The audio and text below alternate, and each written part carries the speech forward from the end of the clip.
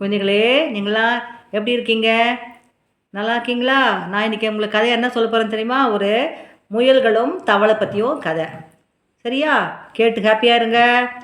ஒரு ஊரில் ஒரு காடு இருந்துதான். அந்த காட்டில் நிறைய முயல்கள்லாம் இருந்தது. முயல்லாம் தெரியும் இல்லையா உங்களுக்கு? ரேபிட்டு. அந்த ரேபிட்டுக்கு என்ன சுபாவம்னா எப்பவும் பயந்த சுபாவம். யார் பார்த்தாலும் அது பயந்து போய் அங்கேயும் இங்கேயும் ஓடி மறைஞ்சிக்கும். சரியா? இது மாதிரி இருக்கச்சே அந்த முயல்லாம் நினச்சிட்டு தான் நம்ம வந்து எல்லாருக்கும் பயந்துன்னு நம்ம இப்படி இருக்கோமே, நம்ம வந்து இது மாதிரி இருக்கிறத நம்ம பேசாமல் ஒரு மலை மேலே ஏறி அங்கேயிருந்து குதிச்சுட்டு நம்ம தற்கொலை பண்ணிட்டு செத்துருவோம் அப்படின்னு நினச்சிட்டு தான்.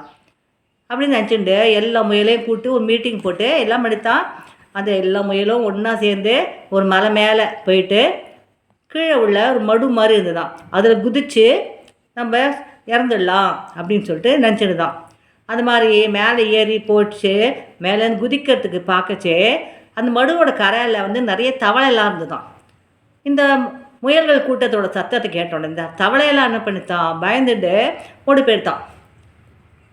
இதை பார்த்தோன்னே இந்த செத்து போகலான்னு நினச்சிட்டு இருந்த முயல்லாம் இருக்கத்தியா, ஆஹா நம்ம தான் எல்லோரோட பயப்படுவோம்னு நினச்சிருந்தோம், நம்மளை பார்த்தும் கூட தவளையெல்லாம் பயந்து போகிறது இல்லையா, அதனால் அந்த நம்ம என்ன பண்ணலாம், இது மாதிரி நம்ம வந்து தற்கொலை பண்ணிக்கக்கூடாது, எல்லாருக்கும் பயங்கிறது எல்லாருக்கும் காமன் தான் அப்படின்னு சொல்லிட்டு ஏற்பட்டு என்ன பண்ணித்தான் அதெல்லாம் தற்கொலை முயற்சியை விட்டுட்டு தங்கள் இருப்பிடத்தை நோக்கி சென்றுதான். சரியா? இதில் நமக்கு என்ன தெரியுது?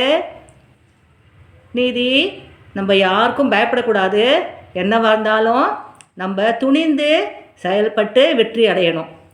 அதுவும் முக்கியமாக தற்கொலை முயற்சி பண்ணிக்கக்கூடாது. என்ன குழந்தைகளே, நான் சொல்கிறது உங்களுக்கு பிடிச்சதா? அப்படின்னா என்ன பண்ணுவீங்க? தம்ஸ் அப் போடணும். தேங்க்யூ. கீதா முரளி, பாய்.